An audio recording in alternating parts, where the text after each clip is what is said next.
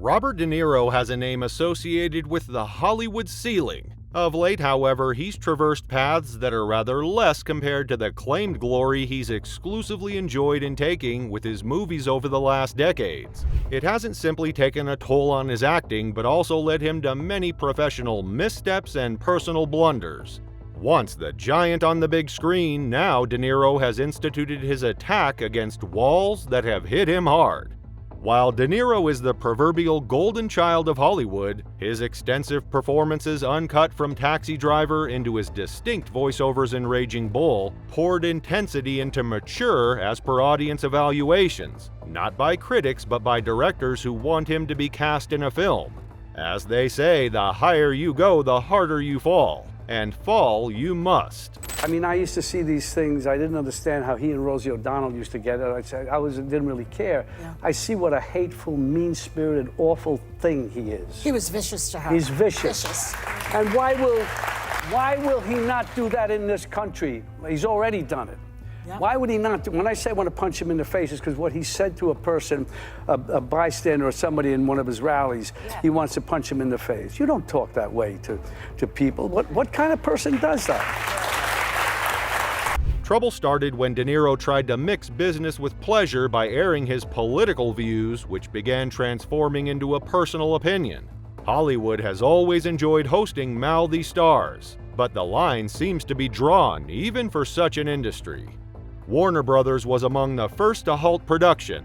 The actor was to reprise roles vaguely reminiscent of the very film roles that made De Niro a mob boss in 2 mega projects. For an actor whose shadow fell over the genre-defining era, it was something more than that, a return to form. But the talks turned sour. The fallout wasn't entirely due to creative differences or the typical Hollywood drama, the huge pay demand. De Niro wanted an amount of close to $60 million for both films was the primary deal breaker. Add to this the fallout of his public comments, and the studio decided to pull the plug on the deal. It meant a huge loss in finances. De Niro was said to have walked away from a total amount ranging between $35 to $40 million. For most people, such amounts are unrealistic, and the reason is that for De Niro, it's not just about the money, it's about the doors that are closing. Warner Brothers is not the only studio that continues to keep a distance. Another mighty Hollywood studio, Universal, has shelved 2 comedy films that were meant to portray his comeback into comedic roles, the ones he excellently featured in during his height of fame. Technically, these are said to be the spiritual successors of the Meet the Parents renowned series. These were considered safe bets at the box office, yet Universal could not afford to have its brand associated with the stormy cloud looming over him. Let me tell you, Hollywood is a town that survives by looking good. Even the studios always keep an ear to the ground on how they're perceived. Breaking up with De Niro was not simply numbers for Warner Brothers and Universal. What it was about was breaking relationships with audiences who are becoming increasingly vocal about the behavior of their favorite stars. De Niro stands to lose more than just his money. His once too smooth career is now in question. Other studios are rescheduling plans to work with him because of the backlash that comes with hiring an individual as dividing as he has become. Even Netflix, the company famous for taking risks, is careful in taking on De Niro. The company previously collaborated with De Niro in what would eventually come to be known as The Irishman, a sprawling crime epic which earned huge accolades, but debates about length and de-aging technology. Sources have it that De Niro's team is trying to pitch yet another new mob-centric project to Netflix. But according to the executives of the platform, they're hesitant to go ahead with it as their customers may get irritated, and the competition is edging sharp in terms of numbers. For De Niro, this is one of his simple channels to gain back worth in a now fast-paced industry. He's done everything. What more do you need? It's almost like he wants to do the worst that he could possibly do to show this country to with us. His slogan should be America. I want to America.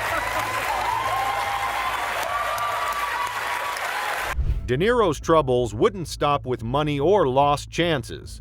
They form part of a bigger malaise afflicting Hollywood. Stars would no longer be connected to their audiences. It's not an industry anymore ruled by the few all-powerful figures imposing trends. With the advent of social media, the fans now have a voice, and they use it as much as possible. When the public persona of a celebrity doesn't match what audiences expect or how they view themselves, the backlash is usually sharp and unforgiving. The most striking aspect of De Niro's case, however, is his steadfastness.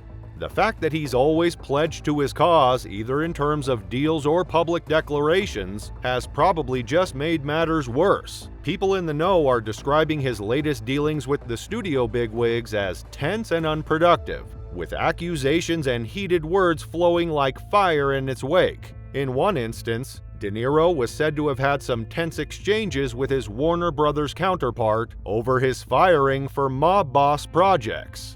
I owe this city a lot. And that's why it's so weird that Donald Trump is just across the street. Because he doesn't belong in my city. But around the country, people who didn't know him, as we did, started to support him. They bought into his bullshit. Frustration is understandable on De Niro's side. A legacy that has taken him decades to build is matched by few in Hollywood. Just thinking of it being tainted, either by oneself or external sources, must surely give pain. However, after all that, this isn't how one should tackle the situation. Rather than taking stock and reassessing, De Niro has chosen to dig in, blaming others and demanding that they suffer consequences. Reports even suggest that he's taken the step of exploring legal avenues against Warner Brothers, though details are hazy at best. Here is a far cry from that reputation for circumspect and scrupulous planning that had once characterized his career. Back then, every role he took was a masterclass in preparation and execution. Right now, his actions off-screen are in danger of eclipsing his achievements within it. It's a point at which a few legacy questions are raised about what it costs regarding legacy maintenance. Many veterans of Hollywood, however, have managed to bow out beautifully with their heads held high. They've got white nifty heads and legacies that would continue to be talked about long after they've retired. Jack Nicholson and Sean Connery, for example, understood quite well when they had to pack their bags and leave everything behind. Unlike them, De Niro seems half-bent on fighting to the very end, even while the industry moves on to something else. It's never too late for a comeback, but the time is running out. Hollywood loves a redemption arc, and audiences understand, but only if the apology is given in a good way and the comeback is executed well. A very well-scripted and carefully selected role, one devoid of any controversy and filled with the depth that used to characterize his performances, could go a very long way toward rehabilitating his image. I'm going to say one thing. Fuck Trump.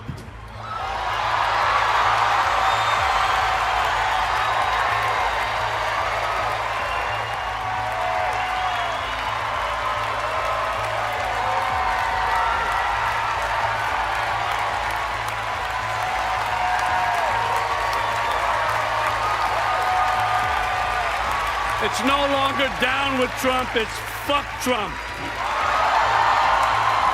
At the moment, the future of De Niro in Hollywood is quite uncertain, with the industry at a lurch where it's being upturned by streaming platforms with demands for accountability from audiences. Nonetheless, not even a legend like De Niro is immune to the repercussions of their actions in this new milieu. The question now is whether he can cope with these changes or whether his career will become a cautionary tale of what happens when an artist refuses to evolve. One thing is for sure, the days of Hollywood stars being untouchables are over. Studios are no longer willing to overlook bad behavior or controversial opinions, no matter how big the name is. And as far as De Niro is concerned, it means considerably more navigating through an altogether less forgiving terrain than the one he ruled in his prime.